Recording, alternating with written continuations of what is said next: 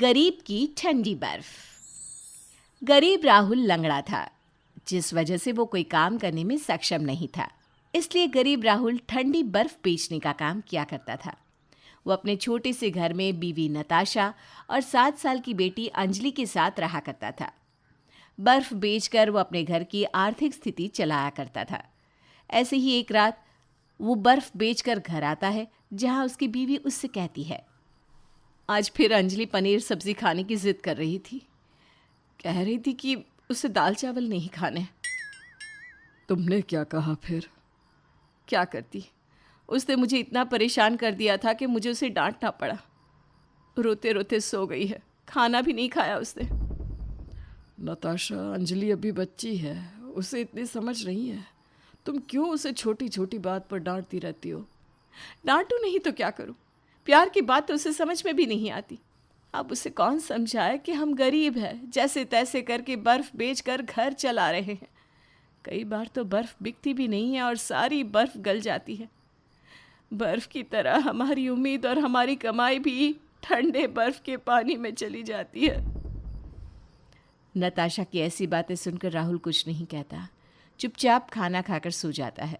अब हमेशा की तरह अगली सुबह भी राहुल मार्केट से 3 बर्फ की सिल्लियाँ लेकर आता है और उसे मार्केट में बेचता है। अरे राहुल भैया, आखिर कब तक ठंडी बर्फ बेचोगे? अब तो लोगों के घर में फ्रिज आ रहे हैं। कुछ दिनों बाद लोग तुमसे तुम्हारी बर्फ खरीदेंगे भी नहीं। बहन, अब जो भी है, जैसा भी है, इसी से कमाई होती है। इसी से मैं अपने बीवी बच्चों का पेट भर पाता हूँ। और अगर ये काम भी नहीं करूँगा तो अपने बीवी बच्चों को कैसे पालूँगा? अरे भैया, ये ठंडी बर्फ बेचने से तो अच्छा है तुम किसी फैक्ट्री में काम कर लो। तुम कहो तो मैं अपने पति से बात करूं, तुम्हें लगा देंगे किसी फैक्ट्री में काम पर। बहन, तुमने मेरे बारे में इतना सोचा, मेरे लिए वही काफ़ी है। भैया, मैं तो बस तुम्हारी मदद करना चाहती थी।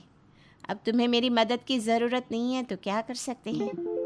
मैं समझता हूँ कि तुम मेरी मदद करना चाहती हो, पर ऐसा नहीं है जैसा तुम समझ रही हो। अरे हाँ भैया, तुमने तो बिल्कुल सही कहा। मैं तो भूल ही गई थी कि तुम लंगड़े हो। फैक्ट्री में भी तुम मशीन नहीं चला पाओगी और ना ही कोई काम कर पाओगी। खैर, मुझे बर्फ़ दे दो, घर पर कुछ मेहमान आए हैं। इस तरह से वो औरत राहुल को ताना देकर वहाँ से चली जाती है। अब इसी तरह से कुछ दिन बीतते हैं और गांव वाले उसे उसकी गरीबी का हर समय एहसास दिलाते। क्यों राहुल भैया, बर्फ बेचते हो और खुद ही गर्म पानी पीते हो? क्या फ़र्क पड़ता है भैया, गर्म पानी पिए या ठंडा पानी? मटके का पानी वैसे ही ठंडा रहता है। अरे तुम ठंडी बर्फ बेचते हो, उसमें तो तुम्हारी अच्छी कमाई होती होगी, तो फ्रिज क्यों नहीं खरीद लेते? फ्रिज खरीदने पर तुम्हारे 2 फायदे हो जाएंगे। एक तो घर में फ्रिज आ जाएगी, दूसरा तुम्हें बाहर से ठंडी बर्फ खरीद कर मार्केट में नहीं बेचना पड़ेगा। भैया, भगवान ने चाहा तो वो दिन भी बहुत जल्दी आ जाएगा। अरे राहुल भाई, तुम्हारे दिन कभी नहीं बदलने वाले। अपने पैरों को देखा है, सही से चल भी नहीं पाते, काम क्या करोगे? तुम्हारे लिए यही काम बढ़िया है, करो करो, यही काम करो। इतना बोलकर वो आदमी राहुल पर हंसने लगता है। ये सब देखकर राहुल को बहुत बुरा लगता है। वो उस आदमी की किसी भी बात का कोई जवाब नहीं दे पाता। अब वो निराश होकर रात में अपने घर आता है। नताशा, ये थोड़ी सी बर्फ़ बच गई है, तुम इसका बर्फ़ का गोला बना दो। अंजलि को बर्फ़ का गोला बहुत पसंद है ना? राहुल जी, मैं क्या कह रही थी कि क्यों ना आप ठंडी बर्फ़ बेचने के अलावा कोई दूसरा काम कर लो, ताकि हमारे घर की आर्थिक स्थिति बेहतर हो जाए। और वैसे भी बहुत जल्द ठंड आने वाली है। ठंड आने के बाद बर्फ़ नहीं बिकेगी। नताशा, तुम जानती हो ना कि मैं खुद भी चाहता हूँ कि मेरे घर की आर्थिक स्थिति सुधरे, लेकिन मेरी हालत ऐसी है कि मैं कोई दूसरा काम कर ही नहीं सकता। नहीं नहीं नहीं जी, मेरे कहने का मतलब वो नहीं था।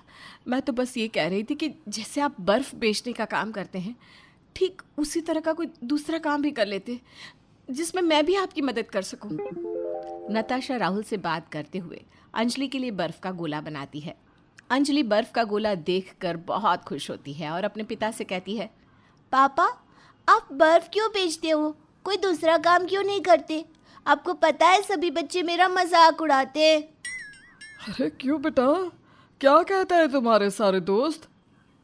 सारे दोस्त मेरा मजाक बनाते हैं और कहते हैं कि इसके पापा तो गरीब है, वो बर्फ बेचने के अलावा कोई दूसरा काम नहीं कर सकते क्योंकि आप मेहनत करने से डरते हो। बेटा, तुम्हें भी लगता है कि तुम्हारे पापा मेहनत करने से डरते हैं?